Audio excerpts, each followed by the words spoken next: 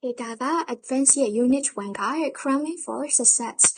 study and academic work ပေါ့နော်အဲ့တော့ cramming လုပ်တယ်ဆိုတာတနည်းပြောရရင်အချိန်ခဏလေးအတိုလေးတွေမှာအုံနောက်တွေအကုန်လုံးစုပြုံပြီးထည့်တာမျိုးကို cramming လုပ်တယ်လို့ခေါ်တာပေါ့ဒီမှာဆိုရင်သူက section A မှာ study and exams တဲ့ဒီ vocabulary လေးတွေပါတယ်ပေါ့နော်ပထမတစ်ခုကဒီမှာ before an exam တော့စာမေးပွဲတစ်ခုမတိုင်ခင်မှာဆိုရင် some students cram for it အဲ့တော့တချို့ကျောင်းသားတွေက cram လုပ်ကြတယ် cram ရဲ့တဲ့တွေက study in a very concentrated way for a short time အချိန်ခဏလေးအတွင်းမှာခေါင်းထဲမှာအကုန်လုံးစုပြုံနေထည့်ရမယ်ပေါ့ဥပမာ maybe exam က next week လောက်ကိုဖြစ်မယ်အဲ့ဒီမှာကိုက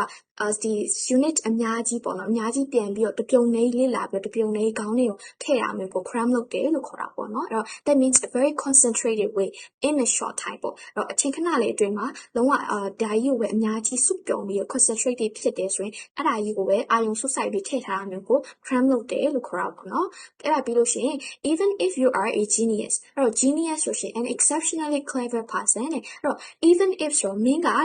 အရန်ကိုတော်နေတဲ့ထက်နေရလို့ဖြစ်ရင်တော့မှာ you will have to do some revision တဲ့ကိုကrevision လေးပြန်လုပ်ဖို့လိုတယ်အဲ့တော့ revision လုပ်တယ်ဆိုတာကဒီပြန်လည်လေ့လာရဲဆိုတဲ့မျိုးပေါ့နော်အဲ့တော့ဘလောက်ပဲ genius ဖြစ်နေပါစေတော်နေပါစေ you have to do some revision လေးပြန်လည်လေ့လာဖို့လိုတယ် if the exams happens every year တကယ်လို့အဲ့ဒီစာမေးပွဲကနှစ်တိုင်းကျင်းပတဲ့စာမေးပွဲဆိုရှင်နော် you can revise by looking at past papers တဲ့ revise လုပ်တယ်ဆိုတာကဆိုတော့က revision ရဲ့ buff ပါပြန်လည်လေ့လာသည်ဆိုတဲ့ buff လေးပေါ့ကိုကဘယ်လိုမျိုး revise ပြန်လုပ်လို့ရလဲဆိုရင် by looking at past papers ဆိုအရင်နှစ်ကစာမေးပွဲမေးခွန်းတွေပေါ့နော်အဲ့ဒါကို past papers လို့ခေါ်ပါတယ်ဒါဆိုရင်ကိုက revise လုပ်တဲ့အခါမှာဒီလိုမျိုး past papers တွေကိုသုံးပြီးတော့ပြန်ပြီးလေ့လာလို့ရတယ်ပေါ့နော်အဲ့တော့ exam papers from previous years ဆိုရင် past papers လို့ခေါ်လို့ရတယ်နော်အဲ့ဒါပြီးလို့ရှိရင် some things can be memorized or learned off by heart အဲ့တော့တချို့ဟာတွေကတော့ they can be memorized ဆိုတာကအုံနောက်ထဲမှာမှတ်ထားတယ်ဆိုတဲ့ပုံမျိုး memorize လုပ်လို့ရတယ်တနည်းပြောလို့ရှိရင်အလွတ်မှတ်တယ်ဆိုတဲ့ပုံမျိုးပေါ့နော် memorize လုပ်တယ်လို့ခေါ်လို့ရတယ်လို့ learned by heart လို့လည်းခေါ်လို့ရတယ် learn by heart သို့မဟုတ် learn off by heart ပေါ့ဒီလိုလေးနှစ်မျိုးပြောလို့ရတယ်ဒါဆိုသူရဲ့အဓိပ္ပာယ်က you learn purely by repetition တနည်းပြောရင်စာကိုပြန်ပြန်အလှန် repeat လုပ်တာစာရေးပြန်ကြက်တာပေါ့နော်အဲ့လို repeat လုပ်ပြီးမှအုံနောက်ထဲမှာမှတ်တာမျိုးဆိုရင် memorize လုပ်တယ်သို့မဟုတ် learn by heart လို့ကိုယ်သုံးလို့ရပါတယ်နော်အလွတ်ကျက်တယ်အလွတ်မှတ်တယ်ဆိုတဲ့ပုံမျိုးပြောချင်တာ but rote learning is not sufficient for most subjects rote learning ဆိုတာကသူရဲ့အဓိပ္ပာယ်ဒီlearn or ဒီမှာဆိုရင်သူပေးထားတယ် learning purely by repetition အလွတ်မှတ်တယ်အလွတ်ကျက်တယ်ဆိုတဲ့သဘောမျိုးပဲအဲ့တော့ဒီ rote learning က it's not sufficient ဆိုမလုံလောက်ဘူးပေါ့နော် not sufficient ဆိုမလုံလောက်ဘူး for most subjects တချို့ဘာသာတရားတော်တော်များများပြောဆိုရင် rote learning လေးနဲ့မလုံလောက်ဘူး it's also possible to use mnemonics အဲ့ဒါကလိုအပ်တယ် possible ဆိုတာကဒီ mnemonics တွေသုံးဖို့လည်း possible ဖြစ်နိုင်တယ်ပေါ့ mnemonics ဆိုတာဘယ်လိုမျိုးလဲဆိုရင်တခုခုအလွတ်မှတ်တာမျိုးမဟုတ်ဘူးအလွယ်မှတ်တဲ့ tricks လေးနည်းလမ်းသေးလေးပေါ့ဥပမာ for example I before E except after C is a mnemonics ပေါ့အဲ့ mnemonic ကဘယ်လိုပုံစံလေးလဲဆိုရှင်spelling တွေစလုံးပေါင်းတဲ့အခါမှာ English အမှားတွေများတော့အဖြစ်ဒီ I က E ရဲ့ရှေ့မှာလာလေးရှိရဲ့ဥပမာ BELIEVE believe လို့မျိုးဒါဆို I ဒီ E ရဲ့ရှေ့မှာလာ F for I END French လို့မျိုး I ဒီ E ရဲ့ရှေ့မှာလာဒီလိုမျိုးမှတ်လိုက်တာပေါ့အလွတ်ဒါကစလုံးတွေအကုန်လုံး line မကျက်တော့ဘဲနဲ့သူ့ရဲ့နီးလန်းလေးပဲဒီအုံနောက်ထဲမှာမှတ်ထားလိုက်တာအဲ့ဒါကို mnemonics တွေလို့ခေါ်ပါတယ်ဒါပေမဲ့လို့ဒီမှာနောက်တစ်ခုရှိရကတော့ except after C is a mnemonic for English ဒါဆိုအဲ့နီးလန်းမှတ်တယ်ပေါ့သူက I ကအမြဲ E ရဲ့ရှေ့မှာလာတယ်ဒါပေမဲ့လို့ဘလို့နေရာတွေမှာမလာဘူးလဲဆိုရင် C ပါတဲ့ C ရဲ့နောက်မှာလိုက်မယ်ဆိုရင်အဲ့လိုမျိုးမလာဘူးဥပမာ RECEIVE ပေါ့ဒါဆိုရှေ့မှာ C လိုက်ပြီဆိုတော့ I ရဲ့ရှေ့မှာ E မလာတော့ပြောင်းပြန်ဖြစ်သွားပြီ RECEIVE receive ဆိုပြီးပြောင်းသွားတယ်ပေါ့ပြောချင်တဲ့တဲ့ကသူကဒီစလုံးတစ်ခုချင်းစီမကြက်တော့ဘဲနဲ့ဒီစလုံးတွေကိုနီးလန်းပေါ့နီးစနစ်လေးကိုပဲအုံနောက်ထဲမှာမှတ်လိုက်တာအဲ့နီးစနစ်ကို mnemonics လို့ခေါ်ပါတယ်နော် mnemonics တွေပဲသူကသုံးလိုက်တယ် however ဒါပေမဲ့လို့ all things consider ဒါတွေအကုန်လုံးပါပြီး consider စဉ်းစားပြီးပြီနောက်မှာ the best idea အကောင်းဆုံးအကြံဉာဏ်ကတော့ is to bury yourself in your books and to study intensively until you know the subject inside out အဲ့တော့ဒီအကြံဉာဏ်တွေဒီ ideas တွေအကုန်လုံးအပါဝင်တောင်မှာအကောင်းဆုံးအကြံဉာဏ်က to bury yourself in your books ကို bury လို့ဆိုတာနစ်မြုပ်တယ်ဆိုတဲ့သဘောမျိုးပဲ that means you spend maybe you spend the maximum time studying ပေါ့ကိုမှရှိသမျှအချိန်တော်တော်များများကိုစာလုပ်ဖို့ပဲနင့်မြုပ်ထားစာအတွက်အချိန်ပေးရပေါ့နော်ဒါဆိုရင် you can say you bury yourself in your books ကိုစာအုပ်တွေမှာပဲကိုယ့်ရဲ့သင်ခန်းစာတွေမှာပဲကိုနင့်မြုပ်ထားတယ်နေပြီးတော့စာကိုစူးစမ်းပန်းစားအချိန်အများကြီးပေးပြီးလုပ်တယ်ဆိုတဲ့သဘောပေါ့ and to study intensively ဒါဆို intensively စာလုပ်ပါစာကို intensively လုပ်တယ်ဆိုတဲ့အဓိပ္ပာယ်က in a very focused way ပေါ့အရင်ကိုလုံးဝဒီစာမစာပဲ focus ထားပြီးတော့စာလေးလာရဲဆိုရင်you study intensively လို့ပြောလို့ရတယ် until you know the subject inside out ဘယ်အထိအဲ့လိုမျိုးလေ့လာရမလဲဆိုရှင် until you know the subject inside out အဲ့ subject ဒီ subject တစ်ခုခုကိုတဲ့ inside out သိအောင်လုပ်တယ်ဆိုတာ know it completely အစကနေအဆုံး crazy တွင်းကြပေါ့နော်အကုန်လုံးနိုင်ချွတ်သိရဲ့အထိကိုက study intensively လုပ်ရမယ်လို့ပြောချင်တာပေါ့နော် Okay, so here in session B, we're talking about academic writing ပေါ့နော် academic writing ဆိုတာကိုယ့်ရဲ့ဒီ university တို့ college တို့မှာကိုယ်ရေးရတဲ့စာတမ်းတွေပေါ့နော်ဒါတွေကိုဘယ်လိုမျိုးခေါ်လဲဆိုတဲ့ expressions တွေကိုသူကဒီမှာပြောသွားမှာပေါ့အဲ့တော့ the first one is conversation conversations could be just 50 to 100 words and often used for schoolwork အဲ့တော့ conversation လို့ပြောရလို့ရှိရင်သူက essay လိုမျိုးပဲပေါ့နော်ဒါပေမဲ့မတူတာဒီသူက essay လောက်ကြီး longer မဖြစ်ဘူးပေါ့နော်စလုံးရေမများဘူး it could be just 50 to 100 words စလုံးရေ90ကနေ100အတွင်းမရှိ it is often used for schoolwork ပေါ့ပြောရင်တော့ကျောင်းမှာနေရရင်သင်ခန်းစာတွေမှာရေးခိုင်းတဲ့စာအတူလေးသဘောမျိုးပဲပေါ့နော်ဒါဆို conversation လို့ခေါ်လို့ရပါတယ်ဒါဆိုနောက်တစ်ခုကတော့ essay ပေါ့ essay ဆိုလို့ရှိရင်တော့ it is longer than a conversation ပေါ့နော် conversation ထပ်ပိုပြီးတော့မှရှည်တယ် so more serious ဖြစ်တယ်ပေါ့ serious ဖြစ်တယ်ဆိုတာနည်းနည်း format ကြရေးရတယ်ပေါ့နော်ကိုကတိတိကျကျလေးရေးရတယ် and hundreds or thousands of words စလုံးကြီးကလည်းရာချီထောင်ချီပေါ့နော်ဒီလိုဖြစ်နိုင်တယ်လို့သူကပြောတာဘာမှလို့ဆိုတော့ essay ကစာစီစာကုန်းဆိုတဲ့အဓိပ္ပာယ်ပေါ့နော် essay ရှိတယ်ဟုတ်ပြီဒါဆိုနောက်တစ်ခုကတော့ assignment ပေါ့ assignment ကတော့သူက a long essay ကိုမှသူကလုံးဝရှည်ကြီးပဲပေါ့နော် often part of a course အတိကတော့ကိုက maybe college တွေမှာဆိုရင်သူတို့တက်ရတဲ့ဒီ semester တစ်ခုအတွက်တက်ရတဲ့ course တစ်ခုမှာနောက်ဆုံးမှာ assignment တွေရေးပြီးတင်ရတာအမျိုးရှိရပေါ့နော်အဲ့တော့ course တစ်ခုရဲ့အစိတ်ပိုင်းတစ်ခုဖြစ်တဲ့ assignment ဆိုလို့ရှိရင် is usually thousands of words စလုံးတွေထောင်ချီပြီးရေးရတာဖြစ်တယ်ပေါ့နော် assignment လို့ပြောလိုက်လို့ရှိရင်ပြောရရင်တော့ဒီကိုက course တစ်ခုတက်တယ် course ပြီးဆုံးကြောင်းအောင်မြင်ကြောင်းကိုကလက်မှတ်ရထည့်ရတဲ့စာမျိုးပေါ့နော် assignment ကကြတော့လေဒါဆိုနောက်တစ်ခုကတော့ project ပေါ့ project ကလည်း it's like an assignment သူက assignment လိုမျိုးပဲ but emphasis on students own material and topic အဲ့တော့ project လို့ပြောလို့ရှိရင်သူကကျောင်းသားကိုယ်တိုင်ရဲ့ material own material ဆိုတာသူ့ရဲ့ ideas တွေသူကိုယ်တိုင်ရဲ့အကြံဉာဏ်တွေသူကိုယ်တိုင်ရဲ့အလုပ်တွေပေါ့နော်ဒါတွေပါတယ် and then topic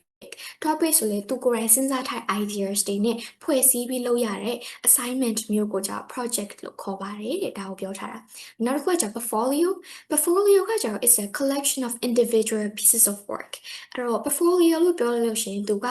အကြောင်းသားတစ်ယောက်ရှိရဆိုသူကသူ့ရဲ့အရင် experience တွေသူ့ရဲ့ achievements တွေပြီးလို့ရှိရင်သူကဘယ်လို works တွေ project တွေလုပ်ခဲ့လဲဆိုတာအကုန်လုံးကိုစုစည်းထားတဲ့ collection တစ်ခုပဲပေါ့နော်သူကအဲ့တော့ it may include drawings သူရဲ့ maybe ပုံနေ and then other examples of creative work as well as writing ပေါ့အဲဆို तू ကဘာတွေကိုအောင်မြင်ခဲ့ပါတယ်ဘာတွေကိုပြီးမြောက်ခဲ့ပါတယ်သူရဲ့ achievements တွေအကုန်လုံးပါတယ်အဲ့တော့ creative work ဆိုတာဒီနေရာမှာ तू ဘာတွေကိုဖန်တီးခဲ့လဲ तू ဘာတွေကိုပြီးမြောက်အောင်လုပ်ခဲ့လဲပေါ့နော်ဒါတွေအကုန်လုံးပါတယ် as well as writing ဆိုတာသူ့အကြောင်းကို तू ရေးရတယ် writing ပဲပါတယ်ပေါ့ portfolio လို့ပြောလိုက်လို့ရှိရင်တဲ့ဟုတ်ပြီဒါဆိုနောက်တစ်ခုကကြော dissertation ကကြော it's a long research based work သူကတော့ research ကိုပါလာပြီပေါ့နော် research ကိုရှေ့ခဲ့ပြီးတော့ရေးရတယ် academic writing အမျိုးအစားတစ်မျိုးပေါ့နော် perhaps 10 to 15,000 words သူကဒီမှာစလုံးရည်လည်းအရင်များတယ်10 to 15,000 တောင်ရှိရယ် so for a degree or diploma ပေါ့အဓိကကတော့သူက degree တစ်ခုအတွက်သို့မဟုတ် diploma ပေါ့နော် diploma ရဖို့ရေးရတဲ့စာတမ်းမျိုးကို dissertations လို့သုံးပါတယ်တဲ့ဒါဆိုရင်နောက်ဆုံးတစ်ခုကတော့ thesis ပေါ့နော် thesis ကတော့ is a very long လုံးဝကိုရှည်ကြီးတဲ့ပေါ့ thesis လို့ပြောလိုက်လို့ရှိရင်နော် and then original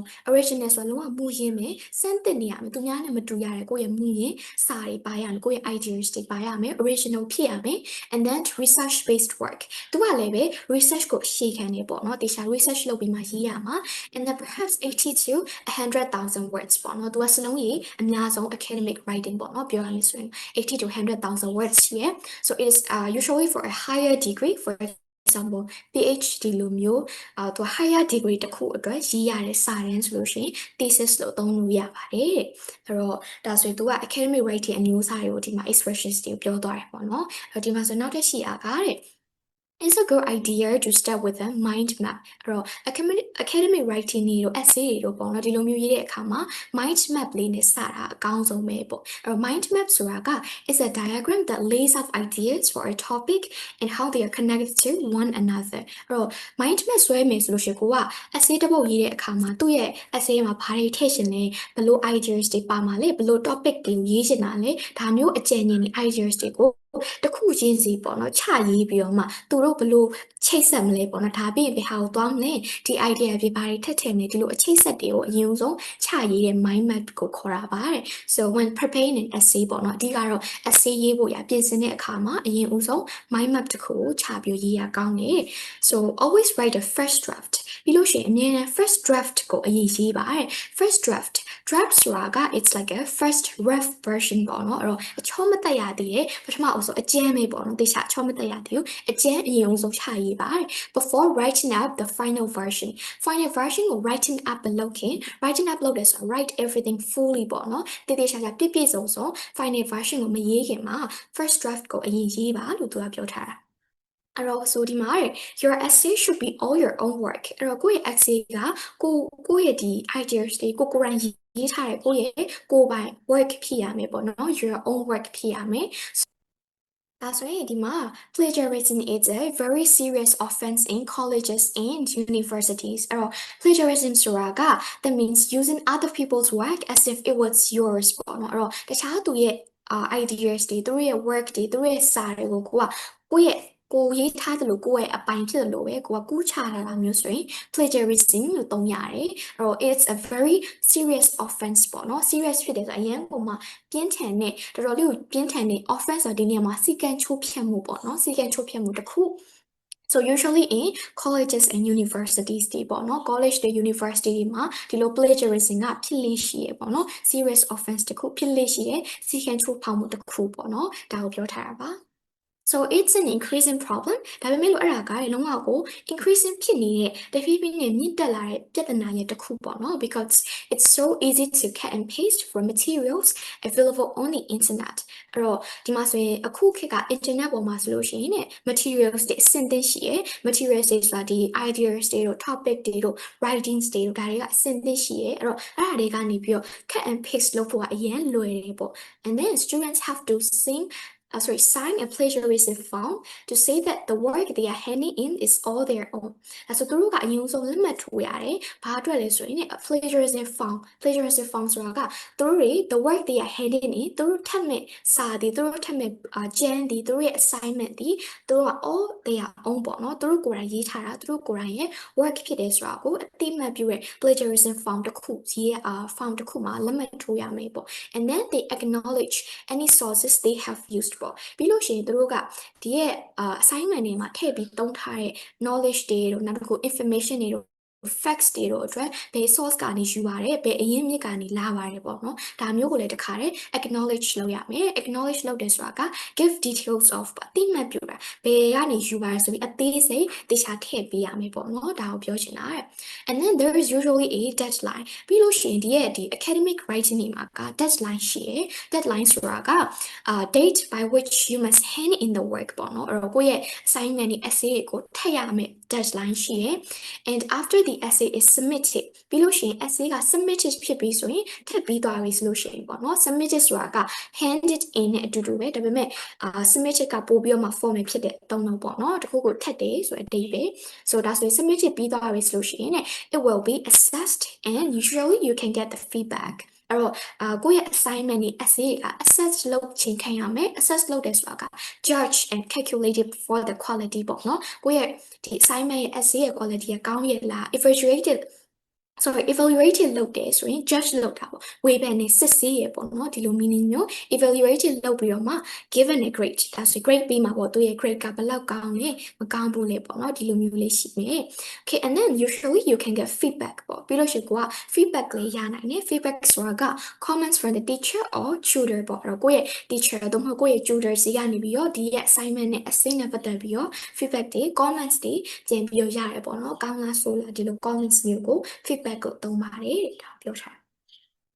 ဒါဆို session C ကကြတော့ aspects of higher academic study higher academic study ဆိုတာပြောရမယ်ဆိုလုံးဝအဆင့်မြင့်ပညာရေးပေါ့နော်ဒီမှာဆိုရင်